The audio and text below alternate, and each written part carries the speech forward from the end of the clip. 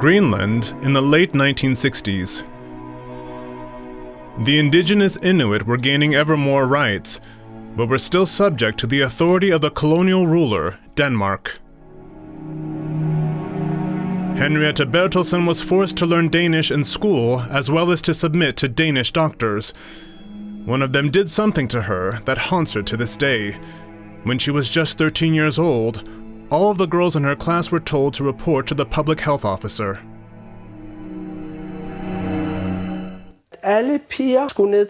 We were to be fitted with IUDs. Some of the girls were already crying in the waiting room.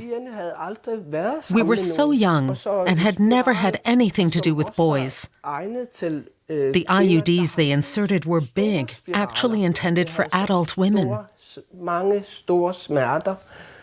I remember the terrible pain, and that none of the grown-ups paid any attention to me.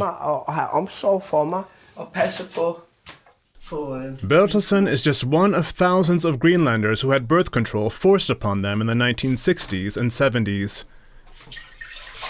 The Danish authorities intended it to slow population growth on the island. The compulsory contraceptive program was put to a halt, yet some of the women were never able to bear children. Bertelsen, who now lives in Denmark, eventually had 2 children, but she is still haunted by her traumatic experience. We are victims of this compulsory contraceptive policy and live in Denmark. We receive no psychological support of any kind from the state. If we seek help, we have to pay part of it ourselves. In 2022, a Danish broadcaster exposed what's come to be known as the IUD scandal. Since then, nearly 150 affected Greenlanders have banded together to sue the Danish state.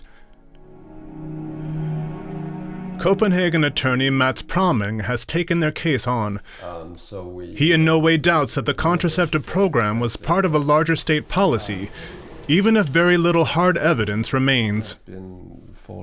In deaths, and the population dived enormously. It was some cities have had 0 births during that period, and then after 4 years they concluded, and that's also in the documents, they concluded it's a big success.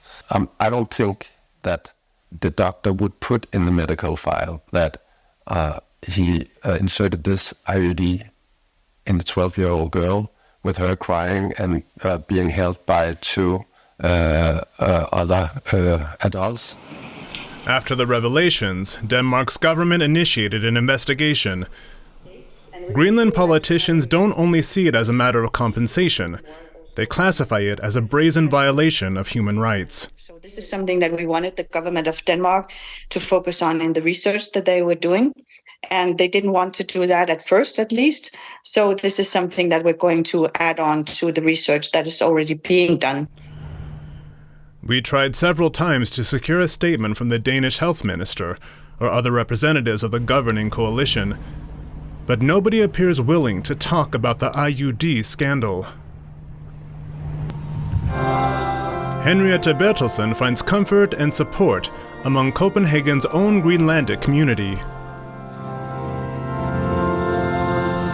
Here she meets with other affected members of her generation. Wherever they live now, most victims of the contraceptive policy are reluctant to talk about their experiences. Henriette Bertelsen is demanding more than a simple admission by the Danish government. I want an official apology. That would show respect for me from the Danish side, as well as giving equal status to Danes and Greenlanders. The